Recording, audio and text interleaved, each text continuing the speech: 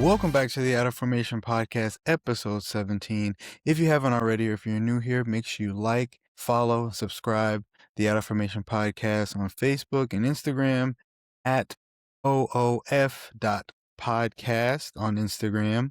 And make sure you're subscribed on YouTube and all podcast streaming platforms. Today, we have a big show. I've kind of been off on a little bit of vacation, and so much has happened in the world of sports. I mean, from World Cup action with the U.S. men's national team, the NBA draft, NBA free agency, LeBron news. I mean, there's so much going on. We're going to try to get into every bit of it, but this show is going to be jam-packed from beginning to end with so much stuff that's going on in sports. So let's get into it. All right, so the NBA draft has happened. We've moved into free agency / the summer league, and let's kind of go back to the NBA draft. AJ DeBonsta went first overall to the Wizards, which everybody predicted. The first 4 or 5 picks, it was kind of basically what the odds makers predicted. I mean, it was AJ, Darren Peterson, Cam Boozer, and then Caleb Wilson. And so, I mean, beyond that, it was pretty standard where each pick was falling. Just the one surprise I could definitely say was how far Cameron Carr fell. Great guard. I mean, in college, and he was on a lot of experts draft board in the top 15, and then all of a sudden he fell to the Lakers, which was good for them because they're in the midst of rebuild. To me, they're rebuilding. I mean, after the news with LeBron James not coming back, and they've made some moves that kind of made it seem like they're starting to formulate this team around Luka and Austin Reeves, especially with Austin Reeves getting that big contract and then Luka coming back. But yes, so the moves with Austin Reeves, Luka coming back from injury, this team is the Lakers are seemingly building around them and kind of formulating the team that way. But I mean, as their roster currently stands, even with the additions they've gotten in free agency, I don't know. I don't see how they can be, very competitive in the West, where they have so many great teams battling out for to come out of the West. It's just hard to see them coming out of the West and representing the West without LeBron James and a lot of the other players that they had this past season. But they do have Luka coming back, and they have Austin Reeves on this new contract. So, and they have obviously these, young players coming in. So we'll see what they can come up with. But, like I said, going back to Cameron Carr, him falling to them was a blessing in disguise for them, because Cameron Carr, I think, is a really good player. I think there are some parts of his game that he obviously needs to work on, but you can say that pretty much about any young player coming out, especially only playing 1 year of college basketball. But there are actually more players in this draft that had played multiple years of college basketball, so that's actually a positive. So Cameron Carr, and then Yaxiel Lindenborg from Michigan falling to the Golden State Warriors. I personally thought he was going to go somewhere else just because, I mean, he's a fairly athletic big man. I mean, there are teams that kind of need that, and the Warriors were one of those teams. They needed a younger big man to, carry that load. So him falling to the Warriors and then Cameron Carr going to the Lakers were kind of my two big surprises of the draft. I mean, out of that, I mean, only time will tell to see what players are going to really flourish and, be really great NBA players. Cause obviously everybody's seen the photos online of, you see the teams that passed on Curry, and you see who they took instead. And they're either like a bench player at best, or they're out of the league. And so obviously hindsight's 2020. So you don't know which one of these players are going to be that breakout star. But like I said, this is going to be one of those drafts that maybe there's going to be multiple players in the top, 10 that turn out to be really great players, similar to, the 03 draft or the 96 draft, that become Hall of Fame like players. But moving to the Summer League, the Summer League has just kicked off. You see a lot of the young players from the draft and, second, maybe third year players that are coming from the G League and just trying to obviously make the team, performing in the G League. And you obviously want to see your draft picks. If you're an organization, you want to see your draft picks perform well. But at the same time, it's just kind of the NBA's version of another like a college game. Like, because I mean, you're really playing a lot of your peers. Like it's like the NCAA tournament, but NBA, because it's essentially the draft picks playing against each other along with, second year players and other G League players. And you're just kind of like seeing how they perform, because there's not really any high stakes that's going on. I mean, there's no actual starting lineups playing in the summer league. I mean, it's just the younger players getting a chance to showcase their talent and get a kind of feel for how the NBA is going to be. But a lot of people have said Cam Boozer has done really well. Darren Peterson has really showed out so far and early in the summer league. But, I kind of have to take it with a grain of salt. There have been quite a few players in the past that have performed well in the summer league and haven't had really great careers. Denzel Valentine. For Bulls fans, I mean, he had a really great summer league and he had a very career in the NBA.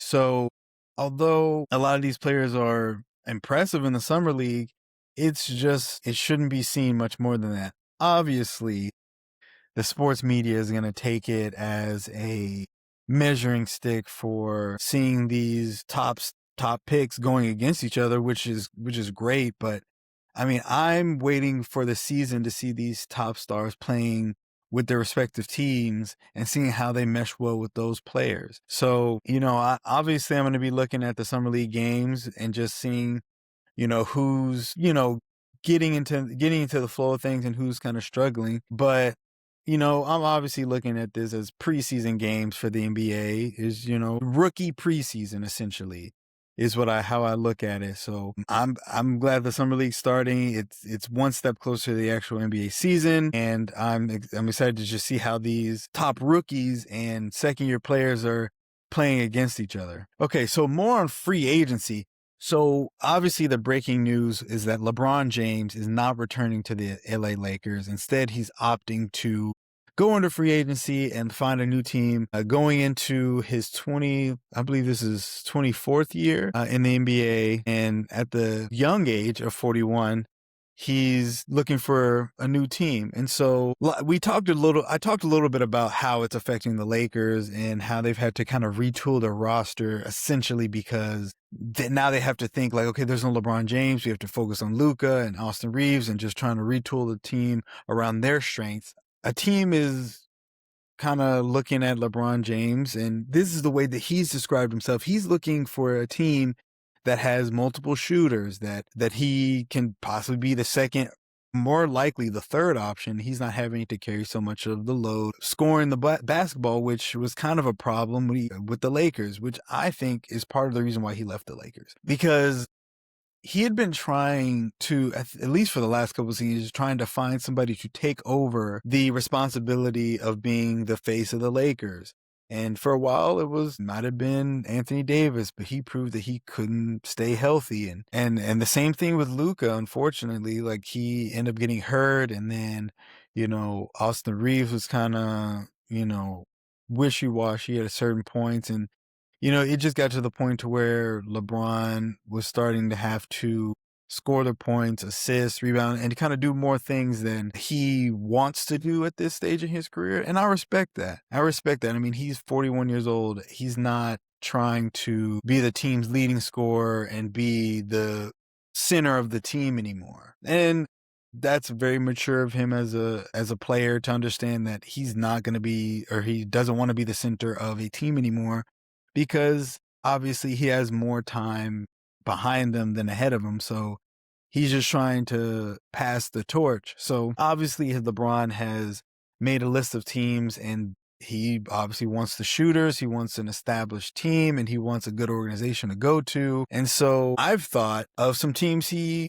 could really fit in with. I mean, there've been rumors circulating that he would fit well with the Golden State Warriors. And I could see that happening when they were still most likely in the running for Giannis, but now that Giannis is going to Miami, I don't know if Golden State's going to be a great fit because the rumors were he was going to team up with Steph, Dre, and Anthony Davis coming over, which the Wizards have already put their foot down and said they are not getting off of Anthony Davis, which, I mean, I am surprised that the Wizards are like, we're not going to let go of Anthony Davis. Given his injury history, even though he's only 32 years old, he's had a very extensive injury history that I'm surprised that the Wizards are willing to deal with. But I guess the fact that they've retooled their team with, Trae Young and now having AJ, and now you can put Anthony Davis with them, you can kind of, I guess they've kind of figured that they can make it work with those as their centerpieces. So I just think that Golden State situation wasn't going to work out because, I mean, obviously Steph is getting up there as well, and he's not the same player that he's been. And Draymond is always Draymond. I mean, and anybody that knows basketball knows what that means. But for more or less, Draymond is a bit of a wild card at this stage in his career, whether he's going to be able to outperform his antics at this point. So I don't know if Golden State would be a good place for him. I mean, obviously there's the chance that he can go back to Cleveland, which would be a good place to land, given that now, as of 24 hours ago, Donovan Mitchell just signed a $273 million contract to stay in Cleveland, whereas the one missing link is James Harden being there, which I think if James Harden were to re-sign with the Cleveland Cavaliers, I think that they could have a good chance of LeBron coming because LeBron's not really wanting to take up a lot of salary cap. But then you would have those two other options with him being the third option there. I mean, or, he can go back to Miami and, team up with Bam and Giannis and see how that kind of unfolds there. But, obviously you don't know how they're going to mesh well. I mean, their styles may not fit, but the problem with Miami is that they do lack the shooting because Bam isn't a high percentage, jumper. His jumper isn't high percentage, especially not from the three. And then you have Giannis, he's not shooting the ball really at all. I mean, he's near the basket. He's getting near the rim, which is, I mean, I don't know. That might be fine for LeBron, but Miami just lacks the shooting depth, in my opinion, to have LeBron James go back to Miami. I think that Cleveland will be the more likely destination than that. But I mean, there's obviously other storylines. I mean, I would say that he would go back to Cleveland, but what would be the point? Like, it's not like if he had not won a championship in Cleveland, I'd say he'd go back to Cleveland in a heartbeat. But that's not the case. He's already delivered a championship to Cleveland. If he really wanted to go back there, it would just be more so to, poetic close to his career to finish where it started and try to get them another championship. But I mean, that he's fulfilled his promise to Cleveland with the championship. So who knows if he'll do that. I know I've also heard the Spurs are a potential match for LeBron, but I think the organization wouldn't necessarily benefit from him, seeing as that they were just in the NBA Finals. I think that they need to continue to build with that young core, and I think LeBron James coming into the lineup would push somebody back into the bench that deserves to be starting, and then somebody on the bench would be pushed off the team. And so it's all about team chemistry, which I think that the two teams in the NBA Finals kind of prove that team chemistry matters. Team chemistry does matter because the Knicks had chemistry. They were able to, formulate that into a championship. But the thing is, what separated them from the Spurs was that the Spurs had talent and team chemistry, but just they lacked the experience, which I think now that they've gotten the experience, they know what it takes to win. I think that they, without LeBron, have a great chance of going back to the finals. So I don't know how much he would really assist them. They would have to go. That would be more of an organizational thing. The Spurs would have to figure out if they want LeBron to be a part of the team. So, and that's in my regard. The Sixers, I mean, if the Sixers got LeBron, they would be an over-the-moon contender. I mean, the fact that they got Jaylen Brown, which is another massive, massive trade that I'm going to get further into a little bit later, but having LeBron with the pieces they got would make them an immediate East contender.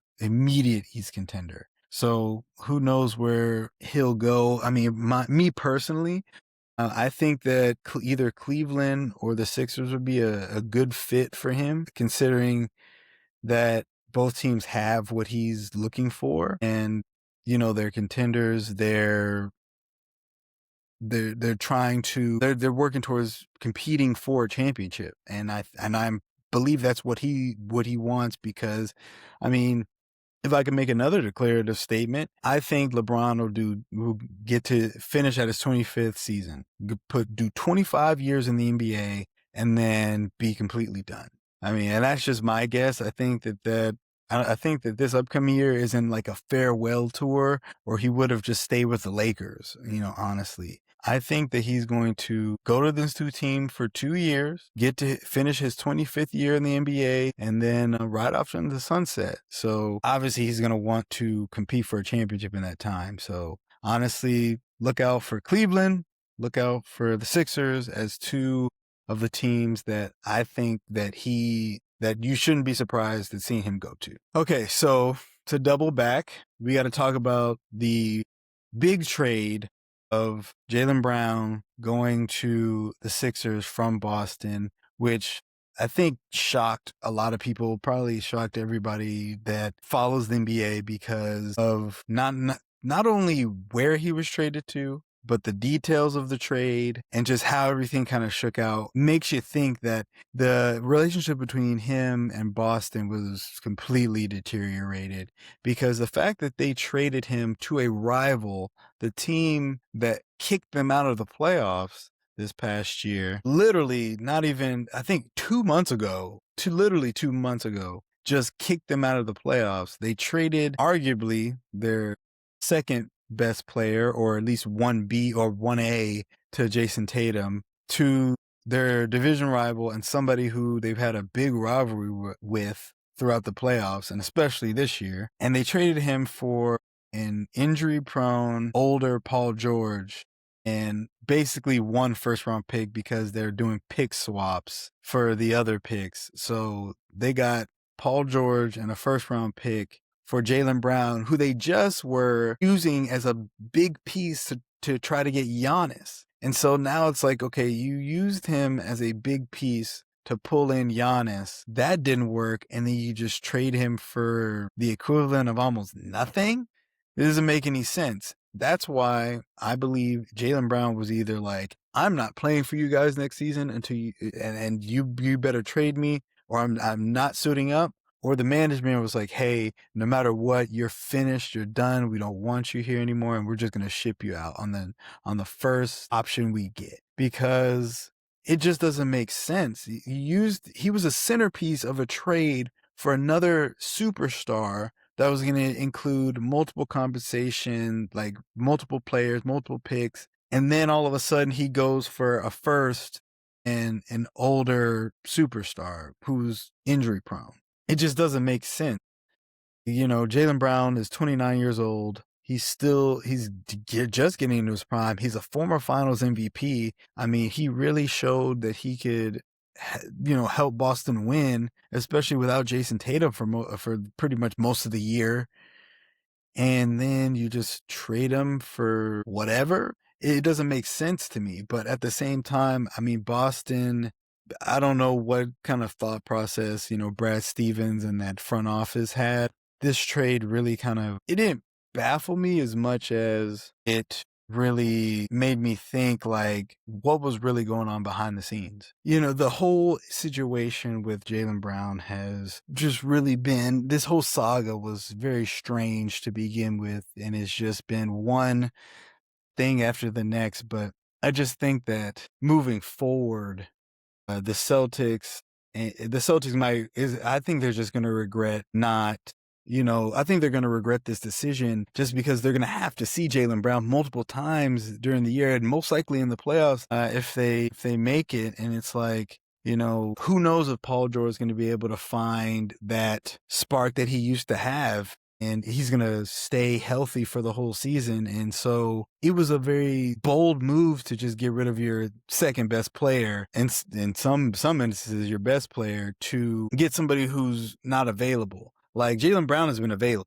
Jaylen Brown has been a workhorse for the Celtics. And so, like I said, I guess this is just how things go, and the Celtics just really wanted to get rid of Jaylen Brown, and now he's gone. And so we'll see how he kind of meshes well with the Sixers and Maxey and Embiid, and we'll see if the Sixers can kind of create some magic and try to make a deep run in the playoffs. Because right now, I mean, the team to beat is obviously the Knicks, and the Knicks have had some losses of their own. I mean, the loss of Mitchell Robinson to the Celtics of all teams was a big one, but the Knicks are also, to go back to the LeBron stuff, they're also another team that's in the mix for LeBron, which, I mean, that's another team that has, a good bench and good shooting depth, and LeBron wouldn't have to carry really any of the load or even be the primary, ball handler, because you have Jalen Brunson. And so you see how that's going to work out. Like I said, for free agency, there's still so much time going with free agency. There could be so many more trades, so many more moves. It just kind of depends on how the rest of the offseason for the NBA shakes out. I mean, it's only July. We can see how things kind of work out towards, August, September, October, beginning of the season. And even in the middle of the season, I feel like there are some trade candidates depending on how some of these teams kind of get going. But there are a lot of good teams on paper that may not get out to a great start, and they may move some pieces and figure that out during the season. But no, I'm seeing what else free agency can have for. Okay, so switching gears from basketball for a moment, let's talk about the World Cup. The U.S. men's national team played this week. They played Belgium, and let's just face it, they got whopped. They got beat down 4-1. They lost to Belgium after all of the controversy and all the crying and all of the belly aching that Belgium and, other various media pundits and representatives were making about the fact that Flo Balogun was paying for the U.S. after FIFA decided to revoke his red card in the Bosnia game that I think was unjustly given, considering that the red card wasn't called on the field. It was called after it was used on replay, which the replay isn't supposed to be used for that reason. It wasn't like they made a call on the field and then they were just using the replay to justify the call. They didn't make even a yellow card call on the field. And so, me personally, I think that red card should have been revoked anyway, but there was a lot of belly aching, and I know Belgium filed to appeal that decision by FIFA, and they were rejected the day of the game. But I guarantee you they probably revoked it now. They probably took away that appeal process that they were trying to attack FIFA on now, I'm pretty sure, because, winning seemingly kind of changes things. Like the fact that they won is now, they probably don't care so much that he even played, because he didn't even really, he was pretty much a non-factor. I mean, the one goal that the USA did scored was scored by Tillman. Yes, Tillman on a free kick. And so, he wasn't even a major factor in the game, but yet for the last couple days leading up to the game, it was, this is unfair.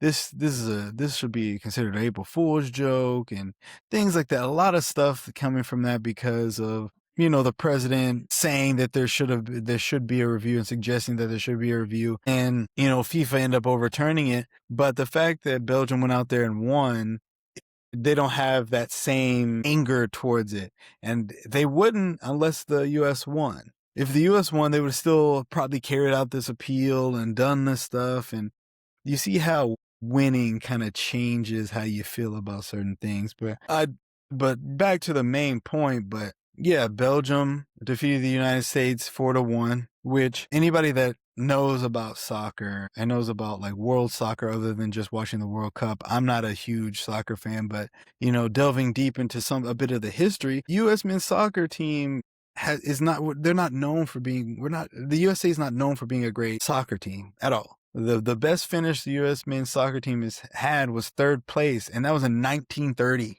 That was before the Second World War. Like, what are we talking about? Like, soccer has never really been a major sport here in America. And I mean, and it still isn't. I mean, it's honestly probably fifth. I mean, in the terms of, popularity. I mean, obviously here you have the big four: basketball, baseball, football, and hockey. Those are the big four. Those are where you see a lot of athletes going. And this was a great showing by the U.S. men's national team. This is probably one of the best showings you've had it is the best showing you've had in years, in multiple World Cups. So to everybody who's seeing the World Cup and they're like, oh, I can't believe we lost. I mean, yeah, you can. Because a lot of people who are interested in the World Cup, either they're interested because it's in North America. So USA was one of the host countries. And so people were able to go to, their city and go see a World Cup soccer game. And then two, the fact that the U.S. men's national team was in it and they were performing decently well. They were performing very well in the group stage and going into the round of 32 and then the round of 16. So takes nothing away from Belgium. Belgium is a very good team. They are very aggressive, but they're very aggressive and they know how to score. Bosnia was aggressive. They just know how to, they do know how to put the ball in the net. Like, Belgium is a very aggressive team and they know how to score at a high clip. Obviously you've seen 4-1 that US had just lost. So, you see a lot of the teams that are now, none of the host countries are in it. Mexico's lost. Canada's out as well. And now the USA's out. But obviously you still have, in my opinion, the GOAT of soccer, Messi, and Argentina still in, and you still have what I consider the young GOAT, Mbappe, and France still competing as well. Man, Holland from Norway, that I think is the Erling Holland. Man, he's a beast. I mean, if he was born here in the United States, he probably wouldn't be playing soccer. I mean, at 6'4", over 200 pounds, that has football written all over it. Like, he's going to play football. But, in other countries, they funnel you. They don't have a lot of the other sports over there, so they funnel you into soccer. So no, I'm definitely still going to be continuing to cover and watch the World Cup without the USA being in it, because it's intriguing. It's a lot of intriguing storylines. I mean, we've obviously, there's Ronaldo, who's a lot of people consider is the greatest, has retired from at least the World Cup. I mean, at 41 years old, he's probably not playing another World Cup, which the World Cup is happening in another 4 years. So by the time that happens, he'll be 45 years old. Absolutely not. He's done. He said he was finished. And then also Neymar from Brazil. Once Brazil lost, he was like, I'm out as well. This was his last World Cup. And so who knows? This is probably Messi's last World Cup. I mean, he just turned 39. And so he'll be in his 40s by the next World Cup. And, time only can tell. I mean, like I said, Argentina is still in it. They came back and beat Egypt 3-2.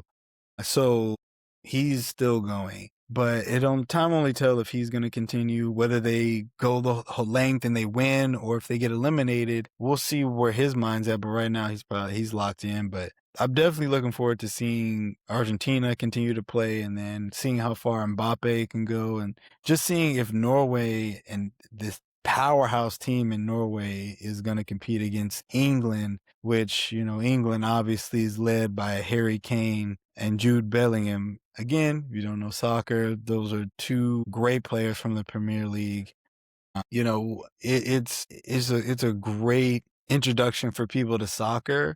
I mean, I still don't think that, at least here in the United States, that soccer is going to become a much bigger sport, just simply because, I mean, there's just too much, there's just too much to be made about the big four. I mean, considering out of the big four sports here in America, two of them were created here. So, I mean, baseball and basketball are American sports. So I think that those will win the day over soccer. But no, this World Cup has been super exciting to me as somebody who's a casual fan. I don't consider myself a soccer aficionado by any metric, but I mean, this has definitely had my attention. I've literally sat down and watched like a day's worth of full soccer games and been completely invested in all of them. So yeah, I'm definitely gonna watch all the way into the final and just see which country is going to take this year's World Cup. All right, guys. So another great episode 17. Sorry it took so long for it to come out. I've been completely on another planet. I've been vacationing. I've had some stuff going on, but episode 17, guys, is another great one. Like I said, make sure you guys are following and liking the Facebook page and the Instagram page. I'll put the link in the description below. I'll post it everywhere, but I also will say it's OF.podcast on Instagram. Make sure you guys are following and subscribed on YouTube as well. If you don't follow on YouTube, make sure you subscribe on any podcast streaming platform you want. I mean Spotify, I mean Apple Music, Amazon Prime, whatever. It's everywhere. So make sure you tell your friends, your family, your enemies, everybody you can possibly tell. Tell a stranger. Go to the park, tell a stranger to watch or listen to the Out of Formation podcast. As always, you guys, God bless you. God loves you. I'll see you guys next time. And make sure you guys watch the World Cup. It's great. But I'll see you guys next time.